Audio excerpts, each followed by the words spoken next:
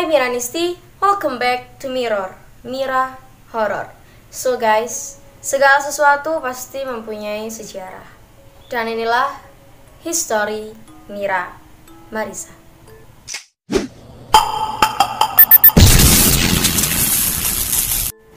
Praktek ilmu hitam masih banyak terjadi di Indonesia, dari pesugihan, santet, dan lain-lain. Kali ini kita akan membahas tentang tumbal pesugihan. So, ini dia videonya.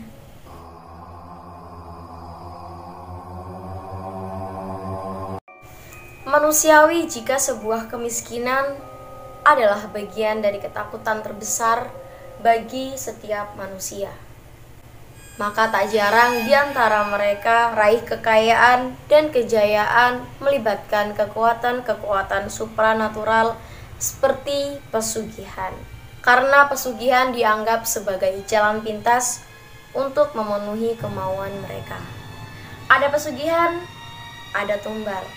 Nah, tak jarang tumbal yang mereka serahkan berupa nyawa yang apabila mereka gagal memenuhi persyaratannya, maka ialah yang menggantikan sebagai tumbal, atau bahkan harta yang dimilikinya akan runtuh dan ia menjadi miskin semiskin-miskinnya.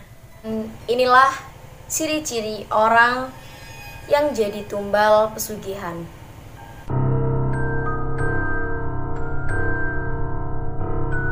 Mendapatkan teror mistis dari makhluk halus merupakan hal yang sangat menyeramkan. Orang yang akan dijadikan tumbal pesugihan seringkali mengalami kejadian-kejadian teror mistis yang akan berdampak pada mentalnya. Terkadang seseorang itu akan mengalami mimpi buruk yang tidak terduga. Bahkan mereka bisa saja gila karena apa yang mereka lihat tidak bisa dilihat orang lain, apalagi dirasakan orang lain. Jadi seakan-akan mereka itu sering kali melihat sosok hitam besar dan menakutkan yang akan mengancam keselamatan mereka. Tapi saat mereka meminta tolong kepada orang lain tidak akan bisa melihat apa yang mereka lihat.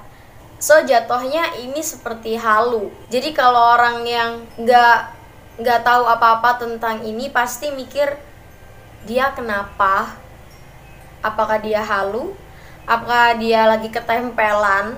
Tapi kalau bagi mereka yang sensitif pasti mereka lebih paham dan lebih tahu bahwa memang benar apa yang dikatakan seseorang tersebut. Apakah kalian pernah merasakan hal yang sama? Atau mungkin terjadi sama keluarga kalian? Kalian komen di bawah. Next.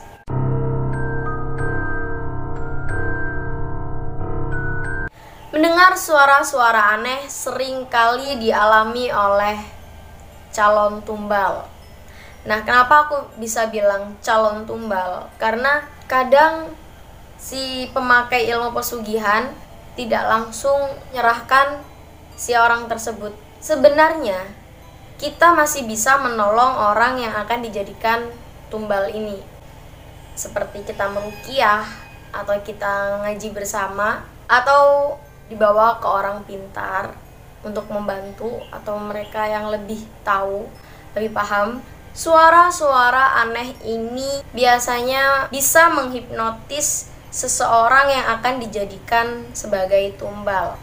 Banyak sekali cerita bahwa calon tumbal ini mendapat bisikan-bisikan seperti ayo bunuh diri, ayo ikutlah denganku. Next.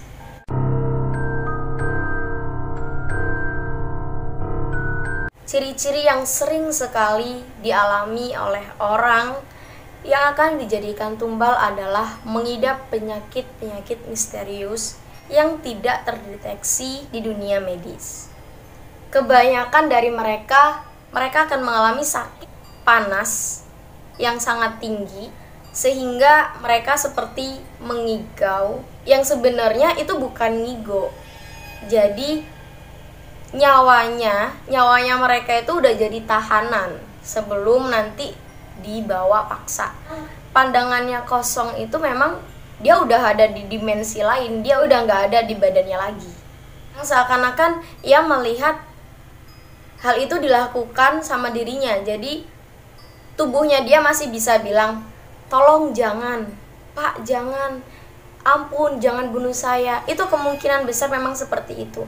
Tapi kita sebagai makhluk normal mungkin berpikir efek dari panas tingginya si orang tadi, kita nganggapnya itu sebagai ngigo, padahal yang mereka alami adalah benar-benar terjadi atau benar-benar real.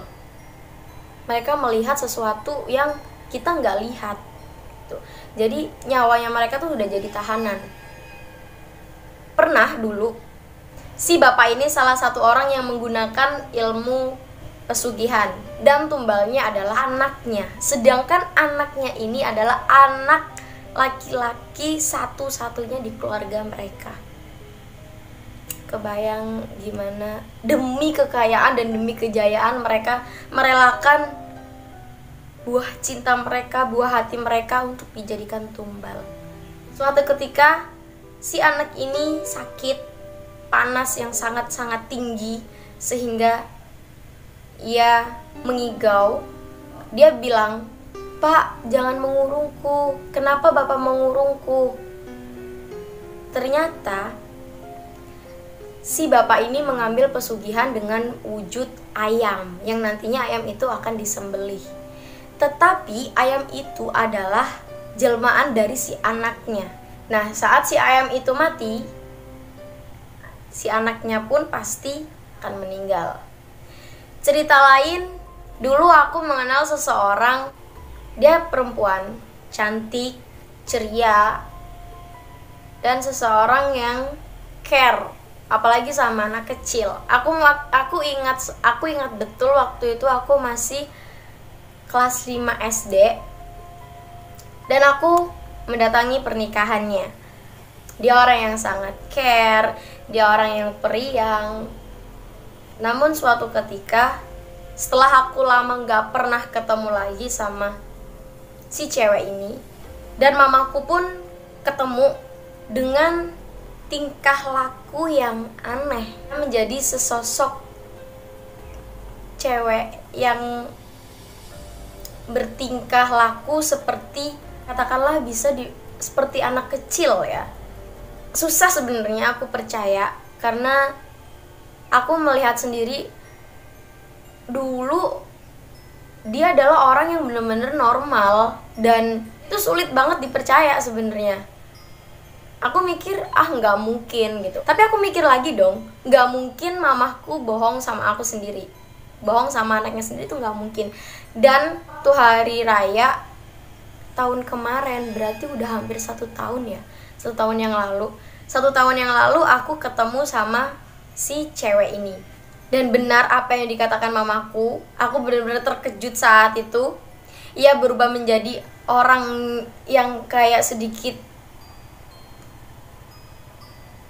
maaf, kayak idiot karena tidak berperilaku semestinya, dan kayak bocah di bawah umur, kayak anak kecil.